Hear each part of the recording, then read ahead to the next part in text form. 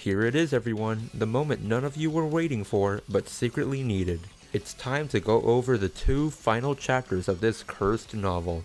Hello everyone, this is the RPG Monger, and if you haven't seen the first two parts to this, do go ahead and watch them. It'll add some coherency, but not a lot considering how insane this light novel is. But enough stalling, this has to be done. Let's get into it. Here we go, straight into the madness with Jorge Joestar, who wakes up completely healed in bed. But there's someone else in the room. It's everyone's favorite human phone, Doppio. Why is he here? Don't ask me, you think I can make sense out of this shit? Oh, and he has an unnamed stand that turns anything into a phone. Wait, does this mean that throughout the entirety of part 5, Doppio wasn't bullshitting us?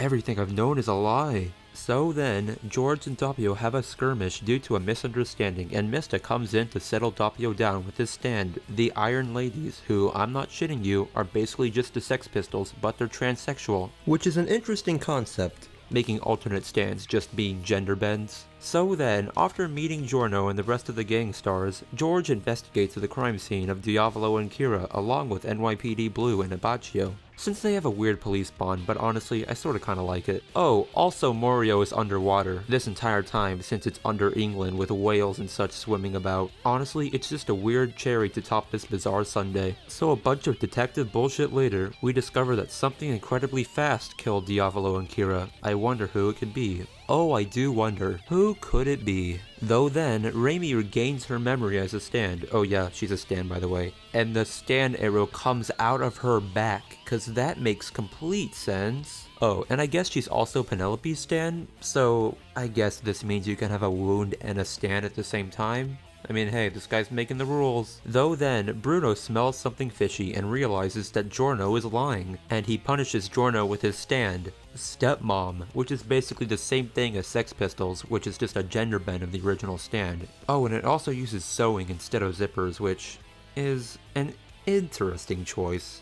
Then, out of nowhere, Poochie steps out from behind a corner in the house and reveals that he's the killer. Then Giorno takes the stand arrow and goes full Requiem, sending a very angry Poochie into the void. Then, Rohan turns Giorno into a book, revealing that he was dead this entire time and he was being possessed by Antonio. But it doesn't stop there, because then, Giorno completely changes into our favorite tentacle-haired mob boss, Diavolo, King Crimson and all, who then punches Joji and takes him all the way to Dio's coffin. Wow, that was a lot that just happened right then and there. So then, Diavolo releases Dio from his coffin, and it was all for naught because after talking about how he never dreamed at all throughout the entire 100 years that he was in a coffin, Dio double-crosses Diavolo and drinks his blood. Oh, and then he spouts this fucking line. I'm not even gonna read it out loud, you can do the honors. Oh, also, remember that thorn crown Dio had? Well, it turns out that's a stand called the Passion, which can show him the future. That's it. He can literally just see the future. Totally not OP. Then, Giorno sacrifices himself, and Dio turns Giorno into another Dio and throws him into the coffin. Guys, you know what this means? This means that the entire plot of part 3 is now null and void because that's a fake Dio. The entire plot with part 3 is just a fake Dio. That's the Dio of part 3. Oh my god. Man, this is some quality plot here, guys. 10 out of 10.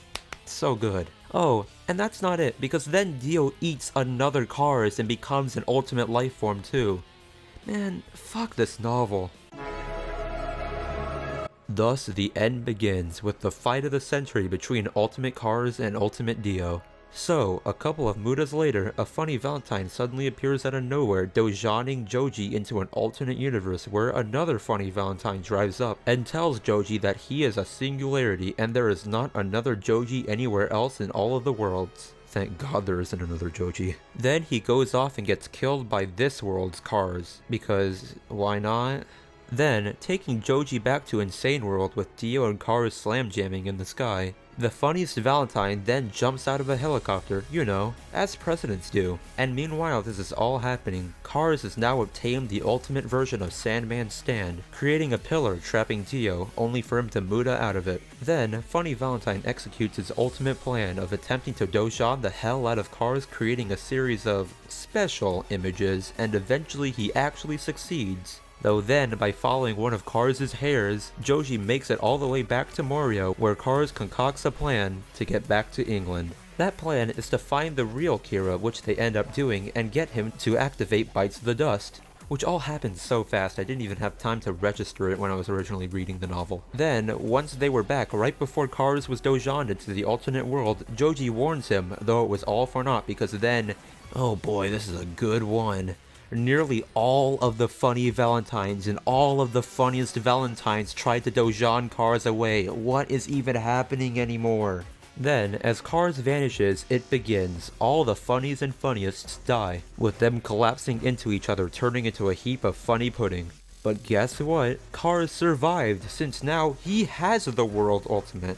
Oh, also, Jesus is guiding Dio. I'm not shitting you all. Real fucking Jesus is guiding Dio, who is also Jesus. Double Jesus. Then, as Dio was seemingly defeated, he turns Kars' White Snake Ultimate into Sea Moon Ultimate. Then to try and stop Dio, Kars produces D4C Ultimate. Though it's too late, because then Sea Moon Ultimate becomes... ooh, this is a mouthful. Made in Heaven Ultimate Requiem.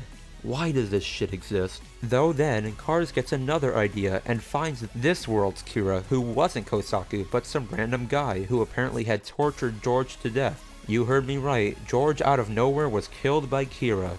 So then, Kars verbally abuses Kira so much that Killer Queen betrays Kira. And goes over to Kars, who then commands it to rewind the world 36 times to the Steel Ball Run, where Dio is trying to steal the Holy Corpse. But then, to his dismay, Joji was already there and does the most uncharacteristic thing he does this entire novel. He acts cocky. He then lifts up his shirt and Kars jumps out of his belly button. But that's not all, folks, because then a bunch of Kars come out of Joji's belly button, forming a ladder towards the Holy Corpse. Though then each of the Kars melt as they form the ladder and they touch each other. So Joji reaches the corpse, where he then replaces the Holy Corpse's head with Jonathan's head, and Jonathan is resurrected. How many levels of inconsistencies are we on right now? I can't even count anymore. Then Dio just runs away and everyone has a good laugh, and the light novel fucking ends. Though in the end, Penelope marries Joji's dad, who I guess counts as alternate Jotaro, and George, who was also somehow not dead in the end, goes off to America and becomes the Hollywood director that Lisa married at the end of part 2. Of all the ways to tie it all in, they chose that. Honestly, even though that's so insane, I kind of like it. And thus, the RPG monger's will to live reached zero. What a ride that was, though I still have no idea whether it was a good one or not. Overall, the novel was so bad that it was good, I'd say, and you should all check out this tragedy for yourselves. So the result of yesterday's poll, which funny Valentine is the funniest, was kind of a landslide, with the funniest Valentine winning kind of unanimously. So now I propose to you a final poll for the Jorge Joestar miniseries.